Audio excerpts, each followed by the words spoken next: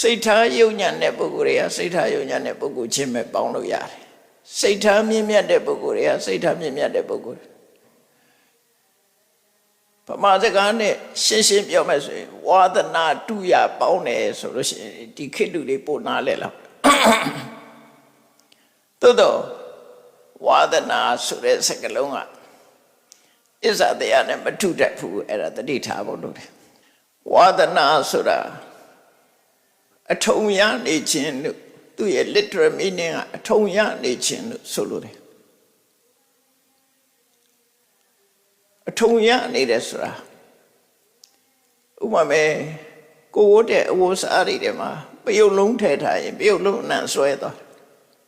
ရှင်မွေးထည့်သွားရင်ရင်မွေးနဲ့ဆွဲသွားတယ်အဲ့ဒါကိုအထုံရတယ်လို့ခေါ်တာအရက်ပလင်းဟာအရက်တွေသွန်ပြလိုက်တော့လည်းပဲအနံ့ကြမ်းတယ်အဲ့ဒါမျိုးဝါဒနာလို့ခေါ်တာနော်ငပိပလင်းဆိုရင်ငပိငံပြရေးပလင်းကိုငံပြရေးထည့်ထားတဲ့ပလင်းဒီငံပြရေးတွေကုံသွားလည်းပဲငံပြရေးအနံ့ကြမ်းတယ်ဝါဒနာရဲ့အဓိပ္ပာယ်ကိုပြောပြတာနော်ထို့တူပဲလောဘကြီးတဲ့ပုဂ္ဂိုလ်ကနောက်ဆုံးမှယဟန္တာဖြစ်လို့လောဘတောင်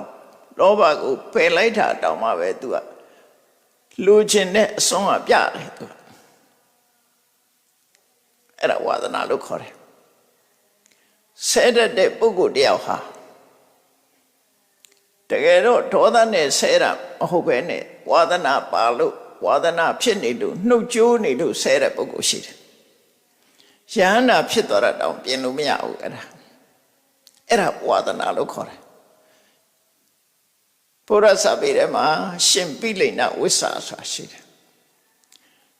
သူကပြမနာလူမျိုးဖြစ်ပြီးတော့ဂျန်တဲ့လူမျိုးတွေကိုအောက်တန်းနောက်တန်းစမ်းလို့စိတ်ကထင်တယ်ဒါပဲဘသူပဲတွေ့သူကအပေါ်စီးနဲ့ပြောတယ်ဟဲ့ငယုံပါဟဲ့တူယုံပါဘသူပဲဖြစ်သူကဒီစကလုံးကိုသုံးတယ်ပါဠိလိုတော့ဝတ္တလဆိုတာစန္ဒိနေအောက်တန်းစားလို့ခေါ်လိုက်တာဘသူတွေ့သူကအောက်တန်းစားပဲနှုတ်ကြိုးနေရှာတာလူမြင်လိုက်တာနဲ့အောက်တန်းစားလို့အဲ့နှုတ်ကြိုးပြီးတော့ဖြစ်ပေါ်နေတာဝါဒနာလို့ခေါ်တယ်နော်ဒေါသနဲ့ပြောတာမဟုတ်ဘူးဒေါသနဲ့ပြောတာမဟုတ်ပြီမဲ့ဒေါသမရှိတော့လည်းပဲဒေါသရဲ့အရေးရောင်တွေကကြမ်းနေတယ်အရက်တွေသွန်လိုက်တော့လည်းအရက်နံကြမ်းနေရတယ်အဲ့ဒါမျိုးမှဝါဒနာလို့ခေါ်တာကောင်းတဲ့ဘက်ကိုစိတ်ဆန္ဒရှိတဲ့ပုဂ္ဂိုလ်တွေဟာကောင်းတဲ့ဘက်မှာစိတ်ဆန္ဒရှိတဲ့ပုဂ္ဂိုလ်တွေနဲ့ပဲပူပေါင်းကြတယ်မကောင်းတဲ့စိတ်ဆန္ဒရှိတဲ့ပုဂ္ဂိုလ်တွေကမကောင်းတဲ့စိတ်ဆန္ဒရှိတဲ့ပုဂ္ဂိုလ်တွေနဲ့